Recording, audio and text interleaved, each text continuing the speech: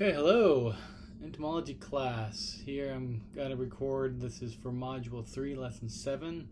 This is the first recorded lecture for this little segment. And right here we're just going to kind of talk about what is so great about the insects. Why are there so many insects? Why are they so successful? There's kind of two categories. There's the bigger category of hexapoda, and that's all six-legged arthropods. And then inside of that is insecta, and I'll kind of clarify in the next one what the difference of that is. 99.999999% of six-legged creatures turns out to be insecta.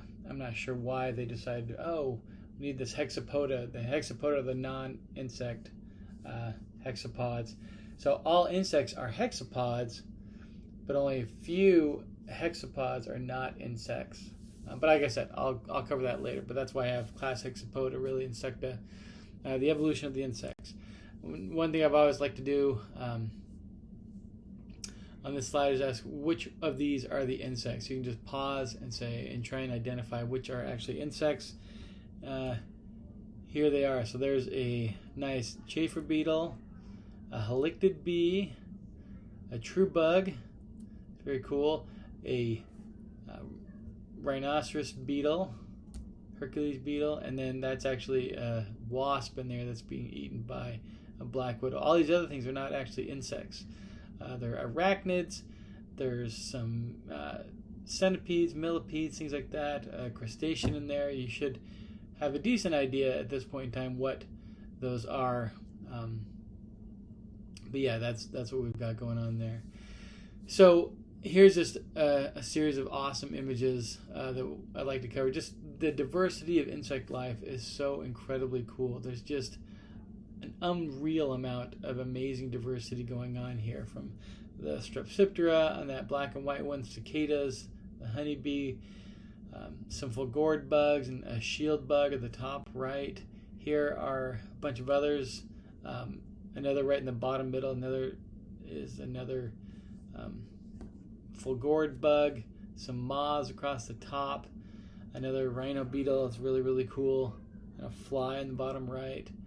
These are all different kinds of tree hoppers.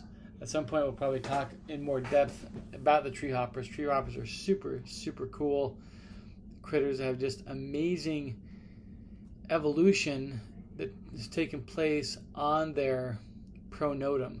To look, originally I think they probably evolved to look like thorns, like you can see here. The pointer in the top left here looks a lot like a thorn, but that pronotum, once it kind of evolved, that structure now has all sorts of different crazy modifications. These are immatures, and this is an adult right here. This one kind of with kind of the horns going on there. Pretty cool stuff. Here's a bunch of cool beetles, just awesome beetles. Some stag beetles, a Hercules beetle, like the giant rhinoceros beetle. This one looks like a giraffe neck beetle. This is its head out here. Crazy cool adaptation going on there. Just some super fun stuff. Just because we can't get enough of it. Another butterfly. This is actually an antlion type thing, not a butterfly, though it looks an awful lot like a butterfly. Dragonfly, another cool fly. So just awesome stuff. So why are they so astonishingly successful? These really are the most successful group of organisms. This is the most successful group of organisms on the planet by a mile. I'll show you some slides next. And they're extremely important to all major terrestrial ecosystems. Without insects, we would probably cease to exist in not very much time. That's something to kind of remember, that they're so important in that regard. So here's an image I like from Pechenik, kind of showing a pie chart of the diversity of all metazoans, or all animals. If we look at it, so starting from this red line going all the way around to this red line, we see all of those are insects. It's really more like 3/4 of all the organisms are insects that we have going on there. We bring the line down here. This is arachnids, and then bring it over here. This is all arthropods. So arthropods going from blue line here all the way around to the red line here. Just by way of comparison, the mammals, this tiny little slice, and that's actually probably pretty generous, to be honest. We have no idea how many insects there actually are on the planet. This great quote by Stork and Gadsden from one of their papers: biologists will never be sure that they have found and named all species on Earth, but they have a long way to go before they can even start to wonder. Sadly, we're killing off these species more quickly than we are discovering them currently. Of those, beetles make up a huge portion of this. You can see here's Coleoptera right here.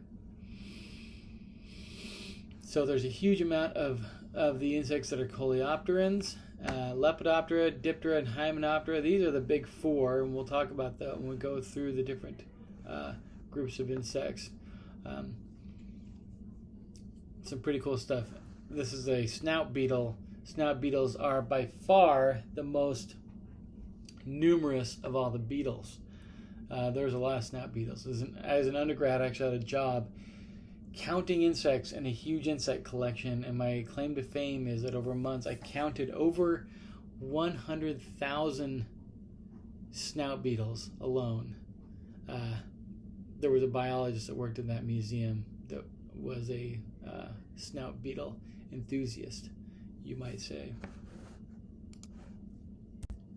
So, why are they so successful? Well, small size, short generation time allows for really, really quick adaptation to any place that they need to be adapted to.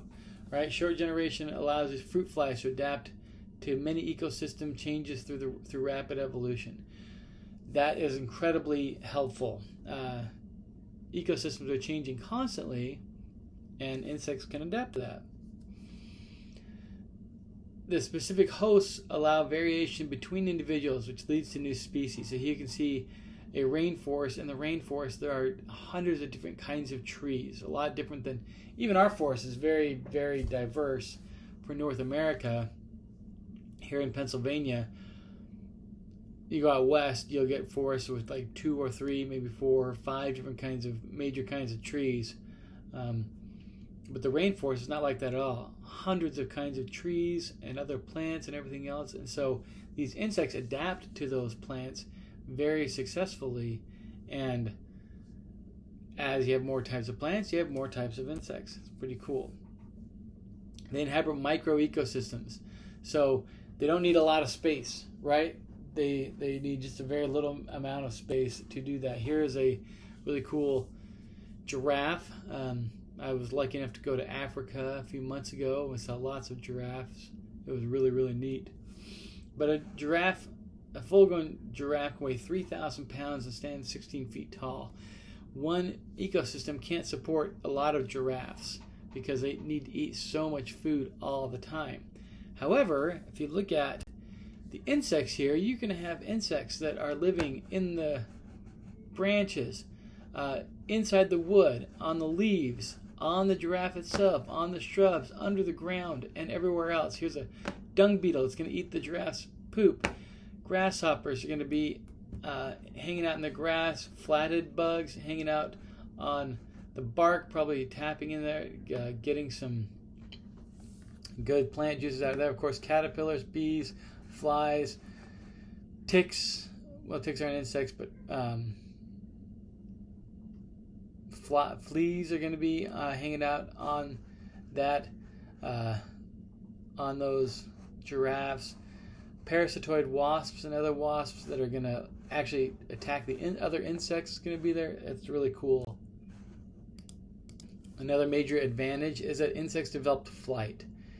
And so we'll actually spend a lot of time in the next lesson about flight, how that evolved, and how it works in insects. And insects eat many different, most insects, or the big four, the really successful ones, the beetles, the butterflies, the flies, and the bees, they eat different food as larvae and adults. And it's called resource partitioning. So they separate out what they're going to eat. So here's a good example of a really cool and important longhorn beetle. That's the beetle, that's the adult.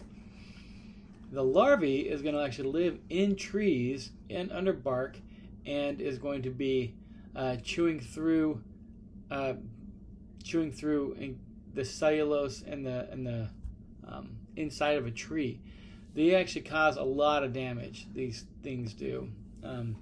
They can wipe out whole forests if they get into big enough numbers.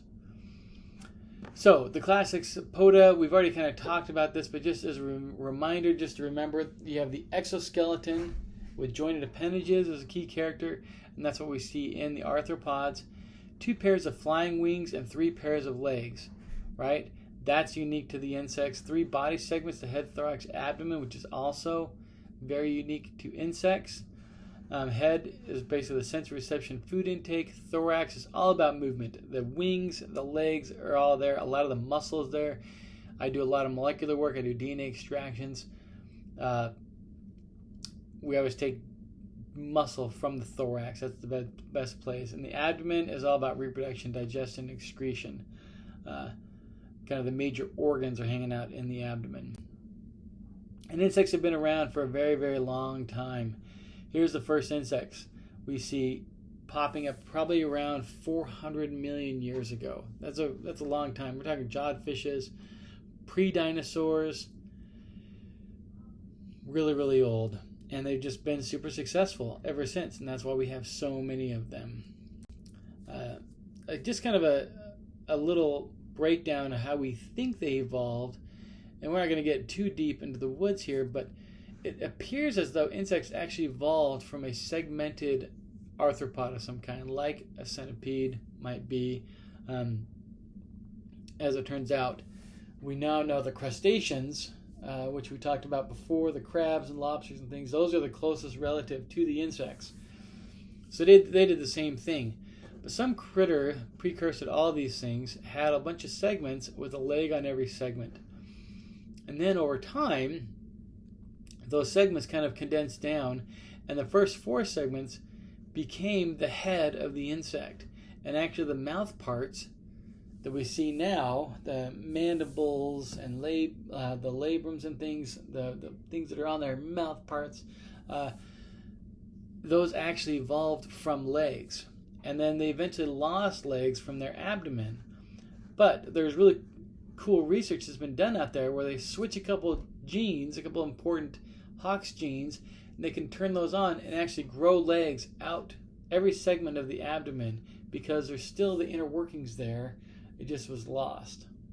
And then the last little bit for this presentation is the different types of metamorphosis. So I'm gonna post a video.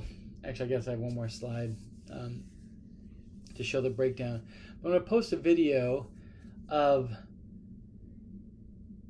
how metamorphosis works in a lot more detail. But there's basically 3 kinds. There's the first one is kind of this slide, or this image shows as growth and molting. Other images talk about it as no metamorphosis, where you have an egg, the organism gets larger and larger and larger, but it doesn't look any different.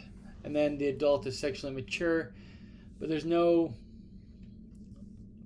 major morphological differences between them.